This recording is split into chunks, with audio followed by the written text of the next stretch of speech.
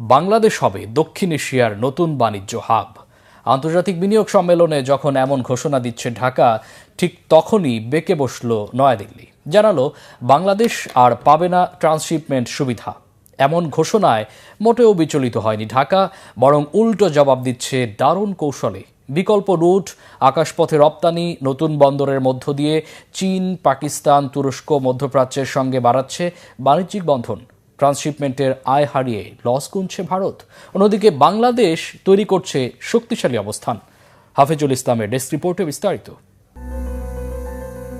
পণ্যজটের অজুহাত দেখিয়ে হঠাৎ করেই ভারতের উপর দিয়ে বাংলাদেশের আমদানি রপ্তানি সুবিধা বন্ধ করে দিয়েছে নয়াদিল্লি। গত ৮ এপ্রিল নেয়া এমন সিদ্ধান্তের মধ্য দিয়ে স্পষ্ট হয়ে উঠল মোদী সরকারের অভ্যন্তরে চলমান কূটনৈতিক উত্তেজনার ঝড় উপস্থিতি।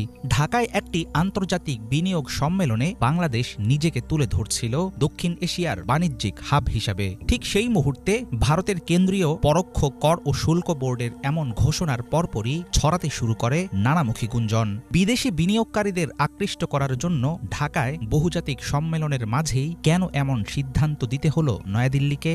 এর মধ্য দিয়ে নরেন্দ্র মোদীকে দিতে চাইছেন পরোক্ষ কোনো সতর্কবার্তা?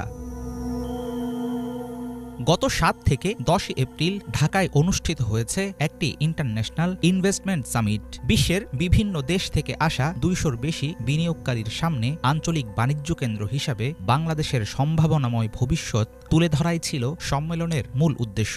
বাংলাদেশ যেন দিল্লির ছায়া ছেড়ে বেশি দূরে না সরে যায় এবং নিজের পরিচয় নিয়ে বিশ্ব পরিমণ্ডলে মাথা সোজা করে দাঁড়াতে না পারে, ট্রান্সশিপমেন্ট বাতিল করে কৌশলগতভাবে সেটাই যেন মনে করিয়ে দিতে চাইল ভারত।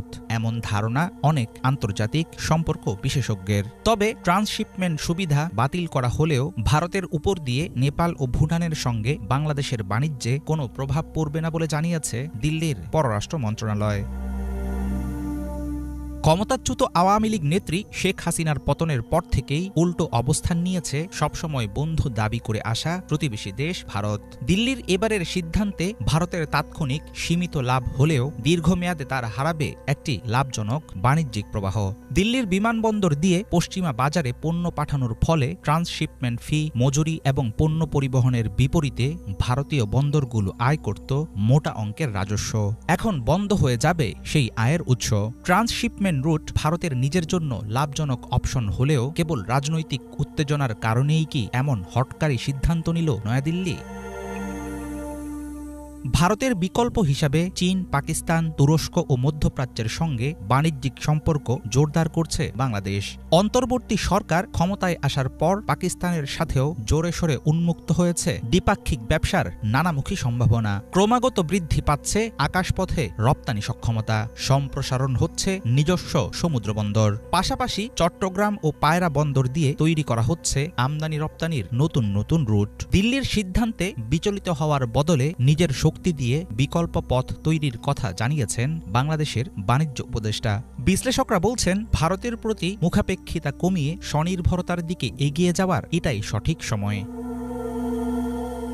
ট্রান্সশিপমেন্ট বন্ধ করার মধ্য দিয়ে ভারত হয়তো চেয়েছিল বাংলাদেশকে চাপে ফেলতে, কিন্তু সেই কৌশলগত ষড়যন্ত্রে নিজেরাই পড়ছে নিজেদের ফাঁদে। ঢাকার কূটনৈতিক চালে ভারত হয়তো এবারই বুঝল বাংলাদেশ আর আগের মতো অনুগত প্রতিবেশী নেই, বরং ভারতের বলয়ের বাইরে গিয়ে ঢাকা নিতে পারে শক্তিশালী অবস্থান। মোদী সরকারের রপ্তানি রুট বন্ধ করার জবাব কিভাবে দেবে বাংলাদেশ, সেটার দিকে থাকবে সবার নজর। হাফিজুল ইসলাম, বাংলা ভিশন।